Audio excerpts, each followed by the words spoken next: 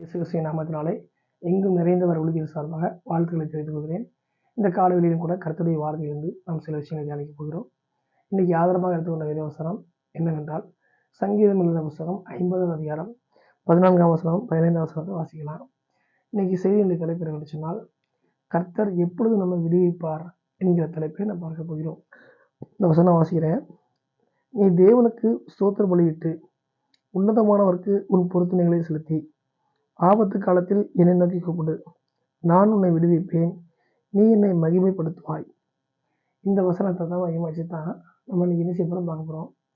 கர்த்தர் எப்பொழுது நம்ம விடுவிப்பார் என்கிற தலைப்பில் நான் பார்க்க போகிறோம். பொதுவாக விடுவிப்பார் அப்படின்னா விடுதலை கொடுப்பார் அப்படின்னு அர்த்தம், அல்லது மீட்டு கொள்வார் அர்த்தம், அல்லது எல்லாவற்றையும் நலமானதாக மாற்றி தருவாருங்கிறது அர்த்தம். இன்னைக்கு இயேசு கிறிஸ்துவை ஏற்றுக்கொண்ட ஒவ்வொருவரும் பார்த்தீங்கன்னா பல விதமான தியாகங்களை பண்ணி வராங்க, சில துன்பங்களும் படுறாங்க. அப்படிப்பட்ட ஒரு சூழ்நிலையில் படும்போது நமக்கு எப்போ விடுதலை கிடைக்கும், ஆண்டவர் எப்போ நமக்கு நல்ல காரியம் செய்வார், எப்போ நமக்கு நல்ல காரியம் நடக்கும், எப்போ நம்ம வாழ்க்கையில் இருக்கிற பிரச்சனை மாறும், எப்போ தரித்திரம் மாறும், எப்போ சண்டைகள் மாறும், எப்போ குழப்பங்கள்லாம் நீங்கும் அப்படின்னு சொல்லி ஆர்வத்தோடையும் எதிர்பார்ப்போடையும் பல விதமான கேள்விகளோடையும் அநேக தேவ பிள்ளைகள் நினைச்சுவாங்க இருப்பாங்க. ஊழியக்காரர்கள் கூட நினைச்சுவாங்க, சில சமயங்களில் இந்த பிரச்சனை எப்போ நீங்கும், இந்த பிரச்சனை எப்போ மாறும், எப்போ இந்த காரியம் சக்ஸஸ் ஆகும் அப்படின்னு பல விதமான ஒரு வேதனையோடு இருப்பாங்க. அப்போது இதெல்லாம் வச்சு தான் தேவன் இன்னைக்கு ஒரு காரியம் பேசுகிறாரு. எப்பொழுது கர்த்தர் நம்ம விடுவிப்பார். அப்போ ஒரு ஊழியமாக இருந்தாலும் சரி அங்கே விடுதலை வேணும், ஒரு தொழிலாக இருந்தாலும் சரி அங்கே விடுதலை வேணும், ஒரு குடும்பமாக இருந்தாலும் சரி அங்கே விடுதலை வேணும், தனிப்பட்ட வாழ்க்கையும் சரி அங்கே விடுதலை வேணும், அல்லது ஒரு படிப்பு சார்ந்த விஷயம் சரி அங்கே விடுதலை வேணும், உறவுகள் சார்ந்த சொந்த பந்தங்கள் சார்ந்த விஷயமும் சரி அங்கே விடுதலை வேணும். எல்லாவற்றுக்கும் இந்த விடுதலை என்கிற இந்த விடுவிக்கக்கூடிய தன்மைங்கிறது வேணும். அப்போ அப்படிப்பட்ட சூழலில் பார்க்கும்போது தான் சங்கீதம் 50 14-15 வாசிக்கிறோம். அதில் என்ன போட்டிருக்குன்னா, நீ தேவனுக்கு ஸ்தோத்திர பலியிட்டு. அப்போது எப்போது கர்த்தர் நம்ம விடுவிப்பார்னு பார்க்கும்போது ஃபஸ்ட்டு எப்போ விடுவிப்பார்னா, நீ தேவனுக்கு ஸ்தோத்திர பலியிட்டு. அப்போது ஆண்டவருக்கு நம்ம எல்லா சூழ்நிலையிலும் நன்றி பலிகளை செலுத்தி கொண்டே இருக்க வேண்டும். நல்லதோ கெட்டதோ எது இருந்தாலும் ஆண்டவருக்கு ஸ்தோத்திரம் சொல்லி என்ன செய்யணும், நன்றி செலுத்தி கொண்டே என்ன செய்ய வேண்டும், இருக்க வேண்டும்.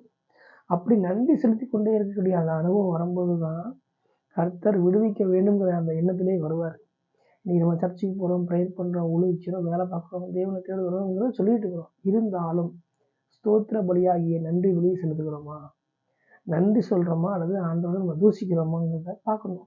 இன்றைக்கி நிறைய பேர் நன்றி சொல்கிறாங்க, ஆனால் பிரச்சனை நல்லா முறுமுறுக்கிறாங்க, பின்வாங்கி போகிறாங்க. அப்படி இருக்கக்கூடாது.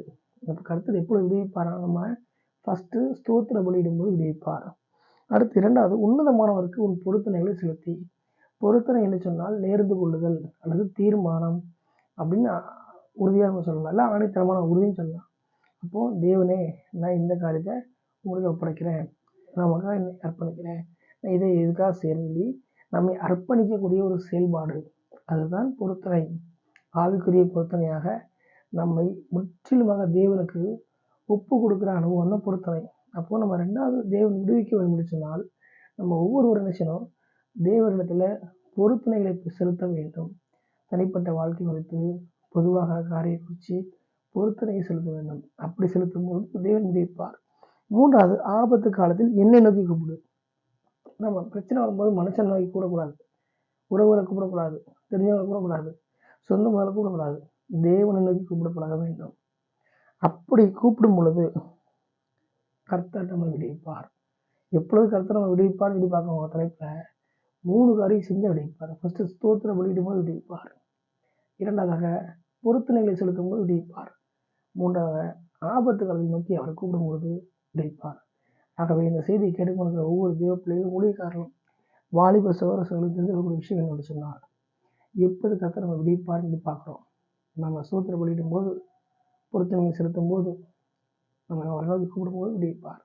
ஆகவே இதெல்லாம் நம்ம கரெக்டாக வாழ்க்கையில் செய்கிறோமா, செஞ்சு விடுதலை வாங்கியிருக்கோமா, அதை யோசித்து பார்க்கணும். பார்த்துட்டு ஒருவேளை அப்படி இல்லை அப்படின்னா ஆள்கிட்ட மன்னிப்பு கேட்டு மனம் திருந்தி அவரோடு மனம் பொருந்தி இந்த விடுதலையின் வலுப்பினராய் முன் வர வேண்டும்.